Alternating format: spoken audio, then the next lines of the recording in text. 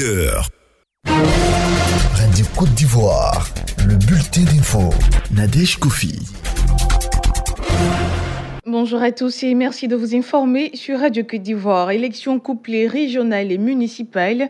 Les premiers résultats sont connus depuis hier après-midi. Les populations de la commune d'Agboville ont renouvelé leur confiance au maire sortant, colonel Ncho Acho Albert, qui appelle ici les fils et filles de la région à l'union. Pendant la campagne, j'ai dit que nous sommes tous des frères, qu'on fasse une campagne apaisée, qu'on utilise le bon ton. Nous travaillons tous pour la même ville à Agboville, qui est notre mère commune, et donc je continue de tendre la main à mes adversaires et que ensemble nous puissions relever les défis de développement pour que notre ville se porte mieux. Et donc il reste disponible, ouvert pour que tout ce qui peut concourir à la mise ensemble de nos énergies. Je veux parler des cadres, parce que nous avons parcouru des villages, nous avons parcouru des quartiers. Il reste encore beaucoup d'attentes, beaucoup de besoins à satisfaire. Déjà, nous avons commencé en 2018 par la mise en place d'un fonds de garantie qui va contribuer à relever le niveau de création de richesses dans notre commune. Un deuxième mandat également pour Denis Caizian, le premier magistrat de la commune de Toulepleu, place ce mandat sous le signe de la solidarité des fils et filles de la région. Les parents de Toulepleu ont placé leur confiance en moi pendant 5 ans. Ils viennent de renouveler cette confiance dans ma zone. Il n'y a pas eu d'incident, il n'y a pas eu de chauffourée. Et ça, lui, est mon adversaire qui n'a pas démérité, 30% du scrutin. Le premier mandat, nous avons réhabilité la ville. Aujourd'hui, il fait bon vivre à Toulepleu. Maintenant, il faut s'occuper des jeunes et des femmes avec donc des projets pour eux. Et nous avons un carnet d'adresses pour nous atteler à cela.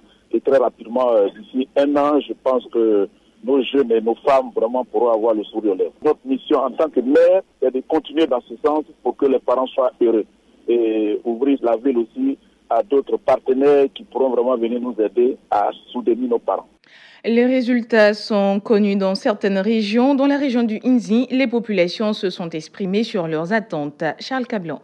Dimbokro, capitale de la région d'Unzi, au lendemain des élections régionales et municipales, la ville a repris son train-train habituel. Fini les cortèges sonores et autres affiches publicitaires de campagne, les populations, elles, demandent déjà aux élus de tenir leurs promesses de campagne. Et l'une de leurs préoccupations reste la question de l'emploi. À Dimbokro, il n'y a pas d'activité, pas d'usine en tant que telle. Donc nous comptons sur eux, nos élus, pour qu'il y ait des usines, pour que Dimbokro avance, surtout pour que les jeunes aussi soient indépendants. La région d'Unzi, naguère prospère et épicentre de l'ancienne boucle du cacao, souffre de son réseau routier quasiment inexistant aujourd'hui. Même pour aller aux élections, on a un ami qui nous expliquait que avec la pluie, pour pouvoir rejoindre les centres de vote, c'était vraiment difficile. Tu es en moto, mais tu es obligé de faire beaucoup de choses pour ne pas tomber. Ils n'ont qu'à revoir les routes. La voie Dimbokro-Bukanda, elle est complètement dégradée. On a comme l'impression qu'il n'y a même pas de bitume. Vraiment, si le nouveau président pouvait réhabiliter pour nous, ou bien reprofiler, ça sera vraiment intéressant pour la population de Kwasi,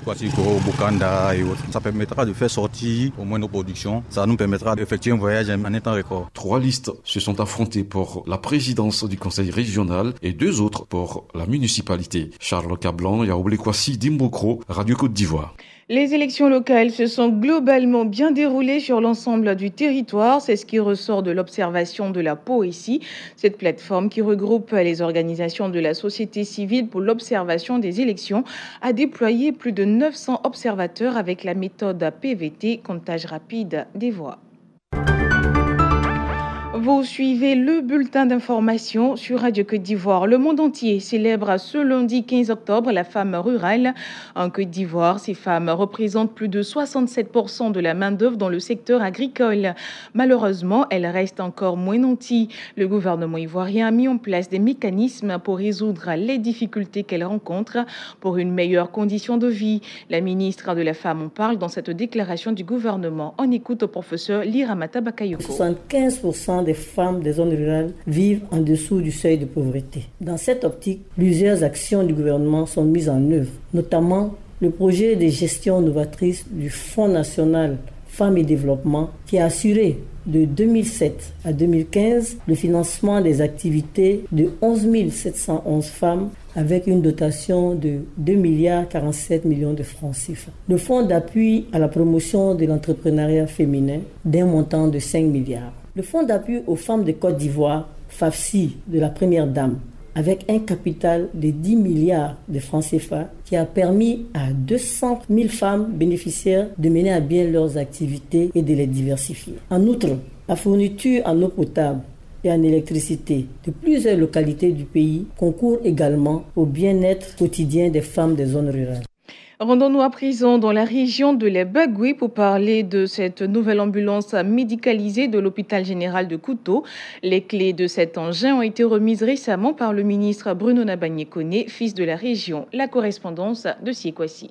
Cette ambulance est la réalisation d'une promesse faite par le ministre Bruno Nabagné-Koné aux populations de Kouto. C'était à la faveur d'un tête-à-tête organisé avec les jeunes des grains de la ville. Bruno Nabagné-Koné vise un objectif qui va au-delà des frontières de Kouto, rapprocher davantage les 3 chefs-lieux de département liés par l'histoire, Kouto, Bon et Kolia. L'ambulance précédente avait malheureusement beaucoup de soucis. Nous entendions beaucoup de critiques de la part des populations et nous sommes heureux aujourd'hui de venir avec cet outil. J'ai insisté qu'elle serve aux 3 localités parce que ces 3 localités sont amenées un jour à être une seule localité. Nous avons souhaité d'ailleurs que le prochain hôpital général de Kouto soit construit pratiquement à mi-chemin entre Kouto et Bon pour permettre déjà de rapprocher ces 2 localités. Et on va faire la même chose entre Bon et Kolia de façon à ce qu'un jour nous puissions voir ces 3 villes travailler ensemble comme des quartiers. Avec cette nouvelle ambulance, le médecin-chef de l'hôpital général de Kouto retrouve enfin le sourire, Dr Touré Pakom, au nom du directeur régional de la santé. Avant, c'était juste un accompagnement. Maintenant, on pourra transporter nos malades dans de très bonnes conditions et faire les premiers soins en même temps. Au nom du directeur de la santé, nous tenons à vous dire merci. Autour de l'engin, de nombreux badauds venus vivre l'événement, parmi eux les femmes, à qui cet engin va le plus profiter en cas de transfert pour des accouchements difficiles vers le CHR de Korogo, distant de 140 km. Je m'appelle Massona, il y a clim dedans, tu es rentré de toi-même, tu es malade là, donc est tranquille.